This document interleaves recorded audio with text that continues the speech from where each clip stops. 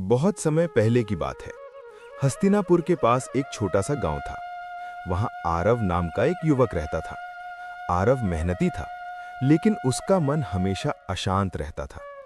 कभी भविष्य की चिंता, कभी बीते हुए कल का पछतावा और कभी लोगों की बातें। उसका मन कभी शांत नहीं होता था। वो रातों को सो नहीं पाता, दिन में काम में मन नहीं लगता। एक दिन वो बहुत परेशान होकर बोला, अगर मन ही शांत न हो तो जीवन का सुख किस काम का। आरव ने सुना था कि द्वारका में श्री कृष्ण लोगों के दुख दूर करते हैं। वो लंबी यात्रा करके द्वारका पहुंचा और श्री कृष्ण के चरणों में गिर पड़ा। कांपती आवाज में बोला, हे माधव, मैं सब कुछ होते हुए भी दुखी हूं। मेरा मन बहुत चंचल है। कृपा करके बताइए, मन को शांत कैसे रखा जाए। श्री कृष्ण मुस्कुराए। उनकी मुस्कान में समुद्र जैसी गहराई थी। उन्होंने कहा, वत्स, मन को जीतना सबसे बड़ा युद्ध है, लेकिन यह असंभव नहीं। श्री कृष्ण बोले, आरव, तू हर काम करता है, लेकिन उसके फल से बंध जाता है। फल की चिंता ही मन की अशांति का कारण है।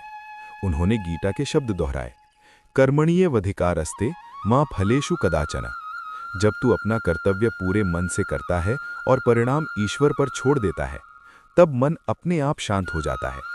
आरव ने सोचा, मैं तो हर काम के बाद यही सोचता हूं कि क्या मिलेगा। श्री कृष्ण ने पास बहती नदी की ओर इशारा किया और कहा, देखो, ये नदी पत्थरों से टकराती है, फिर भी बहना नहीं छोड़ती। जीवन में जो हो रहा है उसे स्वीकार करना सीखो। जो बीत गया वो तुम्हारे हाथ में नहीं, जो आने वाला है वो भी ईश्वर के हाथ में है। स्वीकार भाव मन की आधी अशांति मिटा देता है।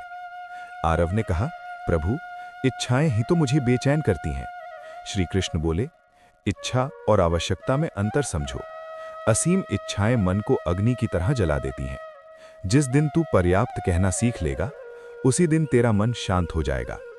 श्री कृष्ण ने गंभीर स्वर में कहा, दूसरों से अपनी तुलना करना विष के समान है। हर व्यक्ति की यात्रा अलग है।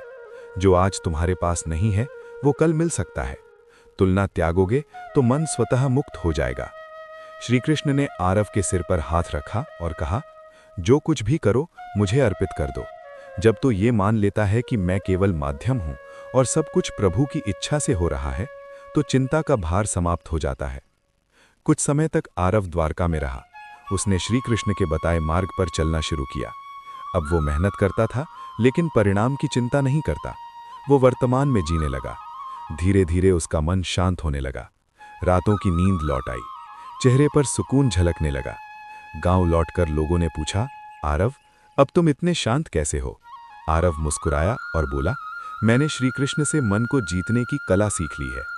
श्री कृष्ण कहते हैं, कर्म करो, चिंता छोड़ो, स्वीकार करो, संघर्ष मत करो, इच्छाओं को सीमित रखो, तुलना त्यागो और सब कुछ ईश्वर को समर्पित कर दो। जिस दिन मन ईश्वर पर विश्वास करना सीख लेता है, उसी दिन जीवन में सच्ची शांति आती है।